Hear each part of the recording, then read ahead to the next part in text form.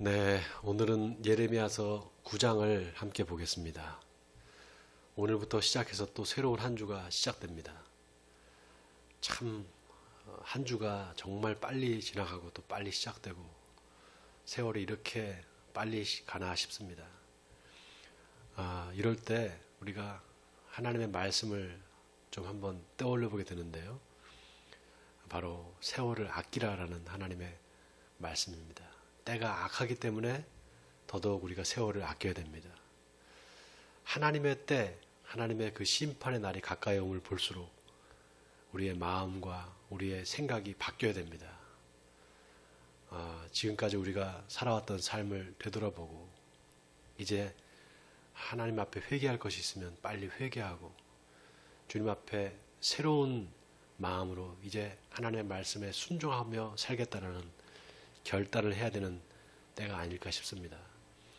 여러분, 이 방송을 듣고 또 예배에 참여하시는 우리 에베네셀 교회 성도님들은 지금 이때를 그냥 흘려보내는 크로노스의 시간이 아니라 하나님 앞에서 내가 결심하고 이제 하나님의 말씀대로 살겠노라고 다짐하는, 다시 말해서 카이로스의 시간을 살겠다고 결심하는 그런 결단들이 여러분에게 있기를 바랍니다. 자, 오늘 예레미야서 9장을 함께 볼 텐데요.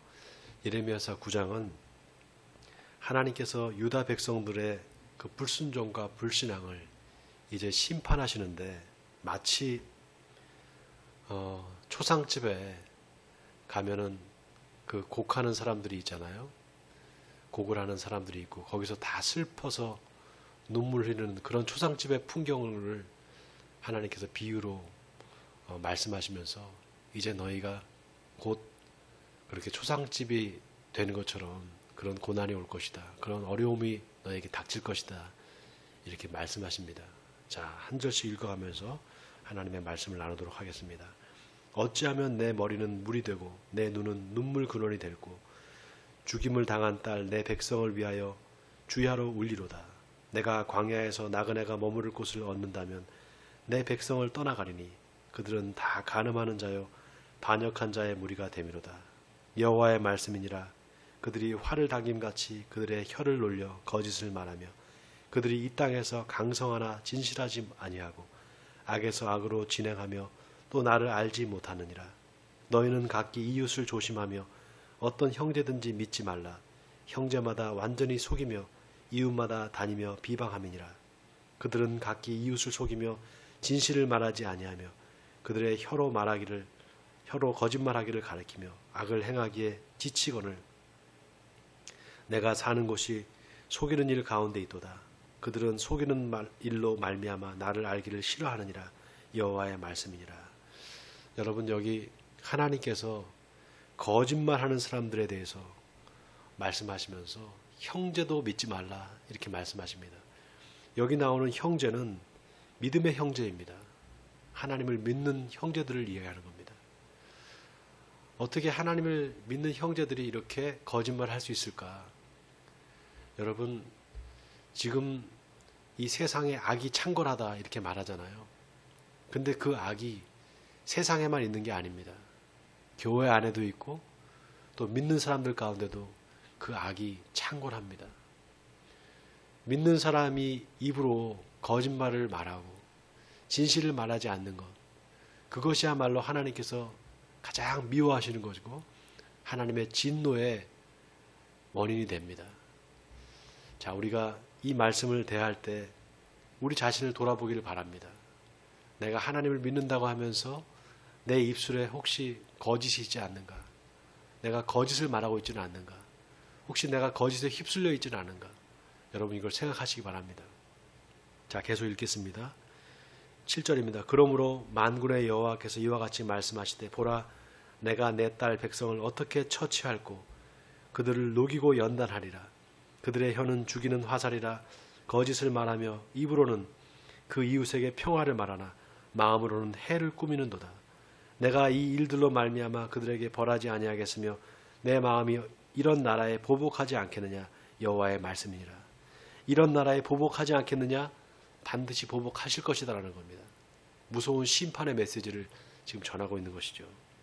다 10절입니다. 내가 산들을 위하여 울며 부르짖으며 광야 목장을 위하여 슬퍼하나니 이는 그것들이 불에 탔으므로 지나는 자가 없으며 거기에 가축의 소리가 들리지 아니하며 공중의 새도 짐승도 다 도망하여 없어졌으며 내가 예루살렘을 무더기로 만들며 승냥이 굴이 되게 하겠고 유다의 성읍들을 황폐하게 하여 주민이 없게 하리라.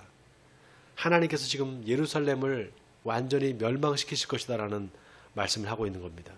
다 12절입니다. 지혜가 있어서 이 일들을 깨달을 만한 자가 누구며 여호와의 입의 말씀을 받아서 선포할 자가 누구인고 이 땅이 어찌하여 멸망하여 광야같이 불타서 지나가는 자가 없게 되었느냐.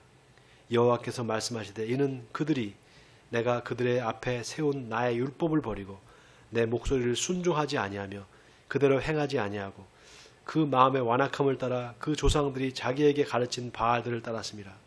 그러므로 만군의 여호와 이스라엘의 하나님께서 이와 같이 말씀하시니라. 보라, 내가 그들 곧 이 백성에게 쑥을 먹이며 독한 물을 마시게 하고 그들과 그들의 조상이 알지 못하던 여러 나라 가운데 그들을 흩어버리고 진멸되기까지 그 뒤로 칼을 보내리라 하셨느니라.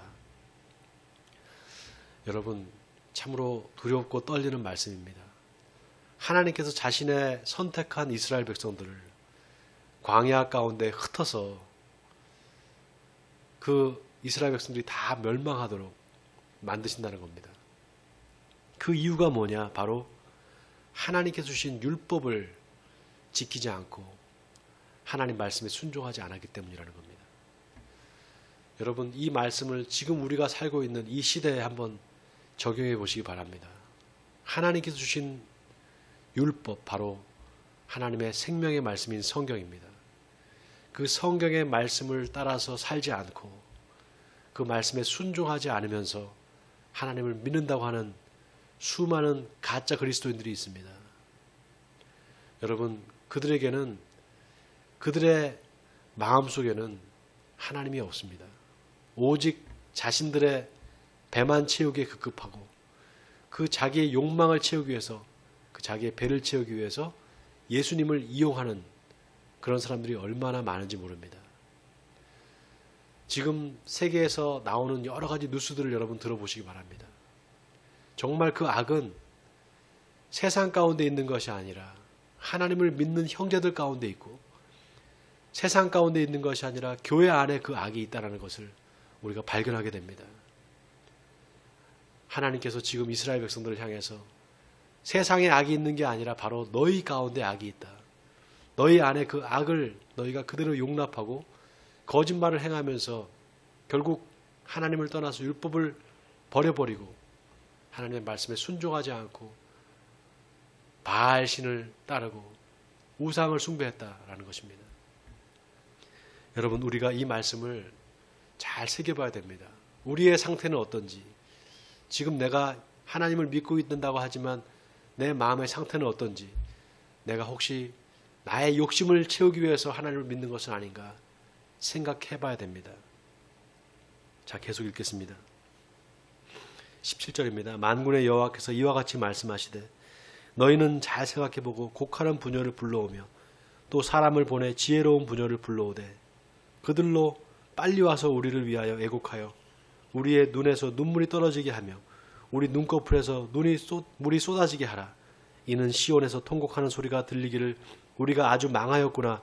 우리가 크게 부끄러움을 당하였구나.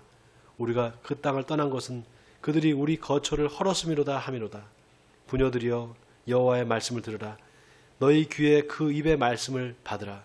너희 딸들에게 애곡하게 하고 각기 이웃에게 슬픈 노래를 가르치라. 무릇 사망이 우리 창문을 통하여 넘어 들어오며 우리 궁실에 들어오며 밖에서는 자녀들을 거리에서는 청년들을 멸절하라 하느니라. 너는 이같이 말하라. 여호와의 말씀에 사람의 시체가 분토같이 들에 떨어질 것이며 추수하는 자의 뒤에 벌어져 거두지 못한 곡식단같이 되리라 하셨느니라.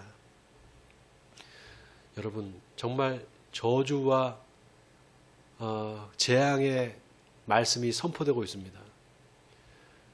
예레미야 선지자가 하나님의 말씀을 그대로 이렇게 전했을 때 정말 그 예레미야 선지자의 예언을 듣고 회개한 사람이 얼마나 되었을까요? 예레미야 선지자의 말을 듣고 회개한 사람들이 10명이 넘었다면 아마 예루살렘은 멸망하지 않았을 것입니다.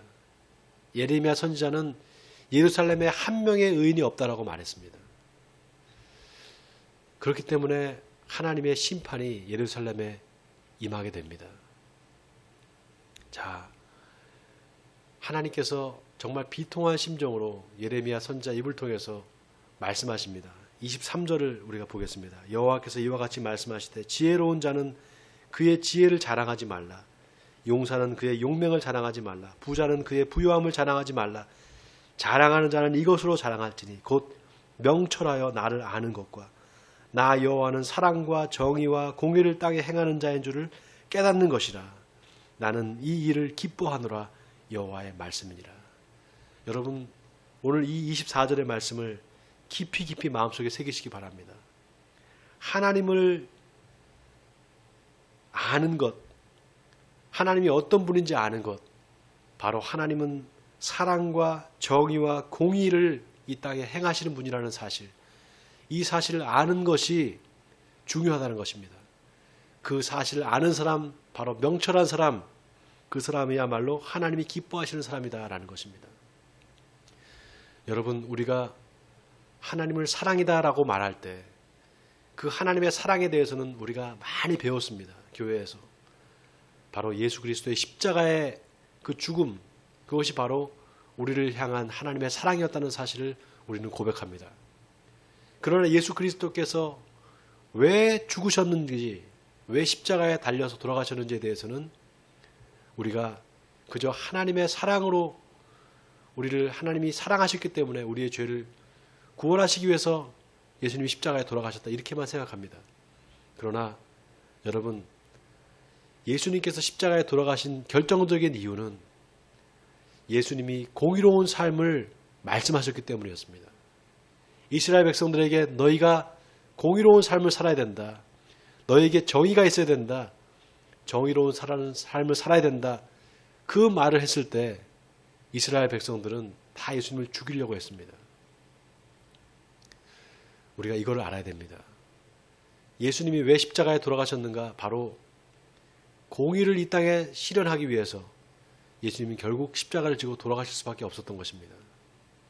바로 우리의 의의가 잘못됐다는 것입니다. 하나님의 의의가 맞지 우리의 의의는 틀렸다는 것입니다. 그걸 결정적으로 보여주는 사건이 바로 예수님의 십자가의 부활입니다. 그렇게 공의를 위해서 죽을 수밖에 없었던 예수님을 하나님께서 다시 부활시키시는 겁니다.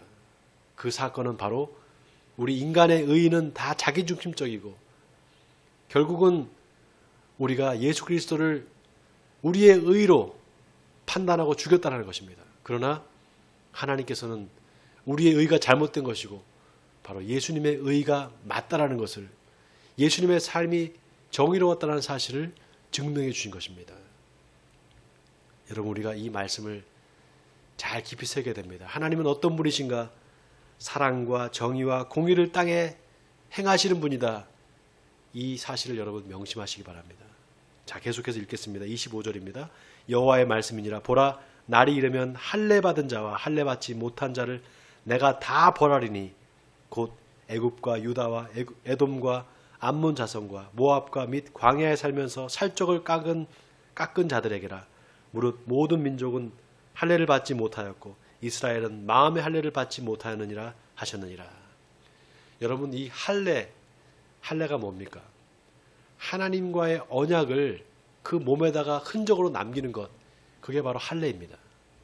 그래서 남성의 포피를 자르는 것, 자른다는 의미가 여러분 놀라운 게 하나님의 언약이라고 말할 때 그 언약이 자르다라는 뜻의 베리트라는 말을 씁니다. 하나님과의 언약, 그것은 자르는 것입니다. 어떻게 자르는가? 우리 인간의 몸에 하나님과의 그 언약을 증표로 남기는 것입니다. 이스라엘 백성들은 그 언약식을 할례를 통해서 자기 몸에 그 흔적을 남기는 걸 통해서 하나님으로부터 구원을 받았다라고 생각했습니다. 그리고 할례 받지 않은 이방인들은 다 구원받지 못하는 사람들이다 이렇게 생각했습니다. 그러나 그들이 한 가지 깨닫지 못한 게 있습니다. 하나님께서 왜 할례를 행하려고 하셨는지 그 이유를 깨닫지 못했던 것입니다. 하나님께서 할례를 처음으로 말씀하신 것은 아브라함 때입니다. 아브라함에게 하나님께서 나타나셔서 할례를 행하라 이렇게 말씀하십니다. 근데 그때가 언제였는가? 아브라함이 하나님의 언약의 말씀을 온전히 믿지 못하고 하나님께서 아들을 주겠다는 약속을 믿지 못하고 인간적인 생각으로 사라와 함께 그 사갈의 몸종이었던 하갈을 아내로 맞아서 자식을 놉니다. 그게 바로 이스마엘입니다. 그러고 난 다음에 하갈이 이제 자기가 아들을 낳았다고 자기 주인 사라를 막 멸시하기 시작합니다. 가정에 불화가 생기는 것이죠. 바로 그때 하나님께서 아브라함에게 나타나십니다. 그리고 뭐라고 말씀하시는가? 나는 전능하신 하나님이라 너는 내 앞에서 행하여 온전하라 이렇게 말씀하십니다. 나는 전능하신 하나님이다. 이 말씀은 뭡니까? 나에게는 불가능이라는 건 없다. 다 나에게는 가능하다 이 말씀입니다.